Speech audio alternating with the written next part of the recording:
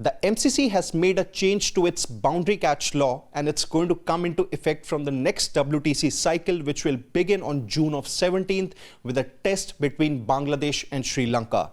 So without any further ado, let's take a look at what it is.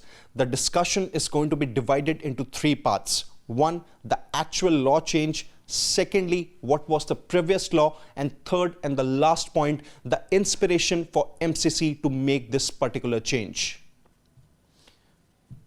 First point here is only one airborne touch from outside. So let's say this particular thing has already happened. Let's assume here that a fielder has had one airborne touch from outside the field of play. Now what does he need to do next here? Well, he needs to be inside the field of play here, inside the boundary, so that the catch can be called fair. If he's not inside the boundary here, well, it's going to be termed illegal. Second point, multiple airborne touches, also called as bunny hops, will be illegal here. So what do we mean by multiple airborne touches, in which a fielder hops twice in the air? So let's say, it has happened that a fielder, he hops twice in the air, keeps the ball in play, then goes inside the ropes or inside the field here and completes the catch. Well, that's going to be termed illegal. And why it has happened? Because there were multiple airborne touches, which means there was a bunny hop here, which is now be termed illegal by the MCC. Now what about the relay catches? By relay catches, what I really mean here is that there are two fielders involved. So the new law is that fielder who touches the ball outside the boundary would need to jump back even if the catch is completed by the second fielder. So let's say there are two fielders here, X and Y. Well, X, he's outside the boundary, he hops in the air and makes sure that he relays the ball to another fielder, Y, who is actually inside the field of play. And if the catch is completed by Y, well, it's going to be termed illegal, because X, the fielder who actually relayed the ball from outside the field of play to Y, he was actually outside the ropes, and that's why it is going to be termed illegal. And for this to not be termed illegal, well, both the fielders, they need to be inside the ropes so as to make sure that it's going to be called a fair catch. And if one fielder is actually outside the ropes, well, it is going to be given boundary here. Now, what was the earlier law?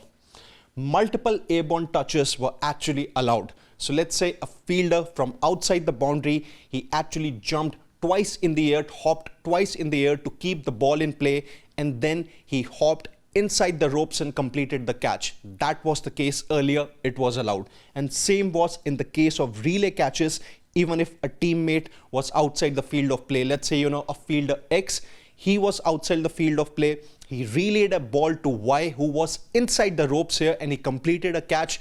That was termed legal. But then this time around, the rule has been changed, and both the fielders would need to be inside the field of play so as to make sure that the catch would be legal. And if one fielder is outside, it's going to be given as a boundary.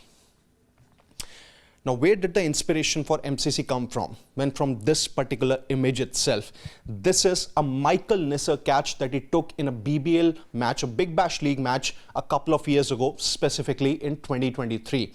So in case of Michael Nisser, and that was also the case for Tom Banton and Matthew Renshaw in the same tournament, what happened really was the fielder, they actually hopped twice in the air when they were outside the boundary.